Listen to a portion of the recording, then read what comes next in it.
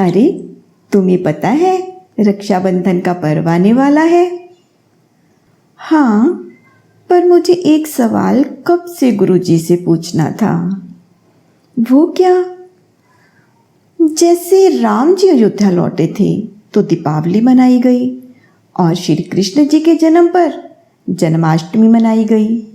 ये रक्षाबंधन का पर्व किसने शुरू किया, क्या तुम जानते हो? वो तो मुझे भी नहीं पता।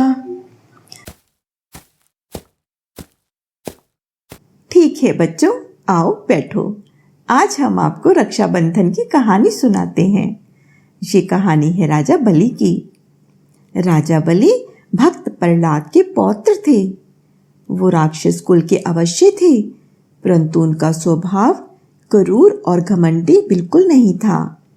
वे भी अपने दादाजी की तरह भगवान विष्णु की आराधना किया करते थे और कई यज्ञ, दान, हवन और पुण्य के कार्य भी किया करते थे।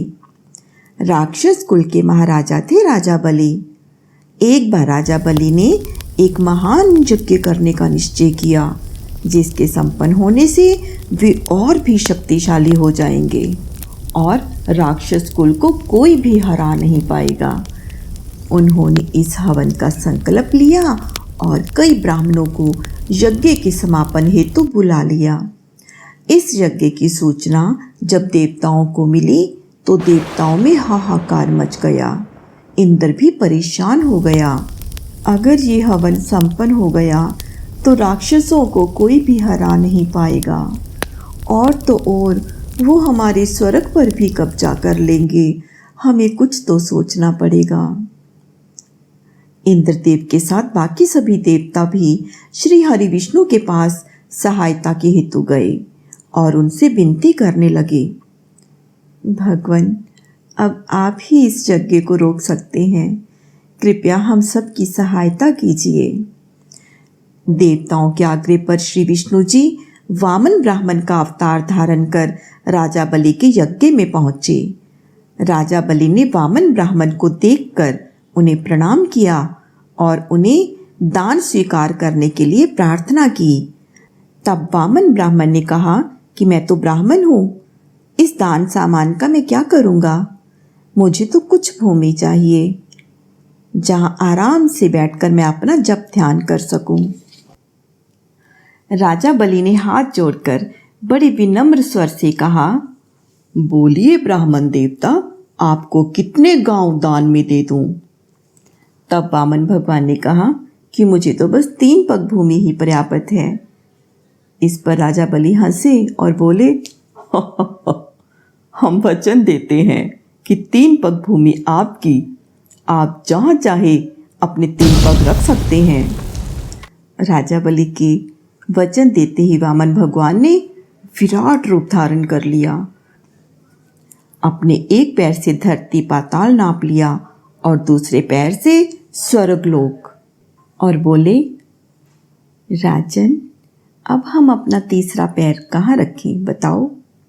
वामन भगवान के इतना कहते ही राजा बलि ने अपना सर उनके आगे झुका दिया और बोले, भगवान, अपना तीसरा पैर हमारे सर पर रखिए। ऐसी निश्चल भक्ति देखकर विष्णु भगवान अपने असली रूप में आ गए और बोले, राजन, हम तुम्हारी भक्ति से प्रसन्न हैं, मांगो कोई वरदान, जो भी चाहो। प्रभु, मेरा आपसे आग्रह है कि आप सदैव मेरी आंखों के सामने रहें, मेरे महल में ही आपका निवास स्थान हो। राजा बलि की बात मानते हुए विष्णु भगवान उसके महल में ही रहने लगे। इधर कई दिनों तक जब श्री हरि विष्णु जी बैकुंठ धाम नहीं लौटे तो उनकी पत्नी माता लक्ष्मी चिंतित हो उठी और सहायता के लिए श्री शिव जी के पास कैलाश पहुंची। हे महादेव, अब आप ही बताइए, हम अपने स्वामी को बैकुंठ कैसे लेकर आएं? उन्होंने तो राजा बलि को वरदान दे दिया है। आप चिंता ना करें देवी, राजा बलि एक वचनबद्ध राजा हैं। अगर आप उनसे अपने सुहाग को वापस पाने का वचन ले लेती हैं तो आप विष्णु देव को बैकुंठ में वापस ला सकती हैं। इसमें वासुकी भी आपकी सहायता करेंगे। तब महालक्ष्मी एक नाग कन्या का रूप धारण कर राजा बलि के महल पहुंचती हैं।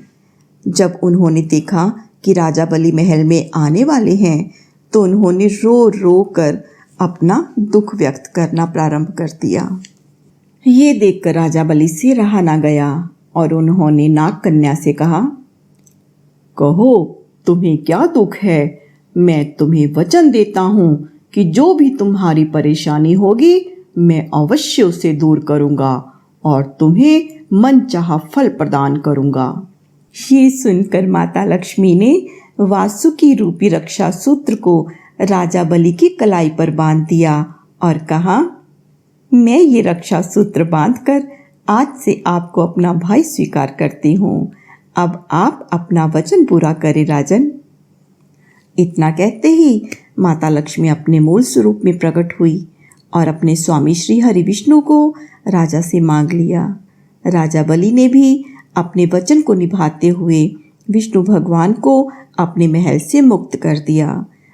आज श्रावण की इस पूर्णिमा के दिन जो भी स्त्री अपने भाई की कलाई पर रक्षा सूत्र बांधेगी उसी दिन से भाई भी अपनी बहन की रक्षा के लिए वचनबद्ध हो जाएगा। तभी से रक्षाबंधन का त्योहार हर वर्ष मनाया जाता है।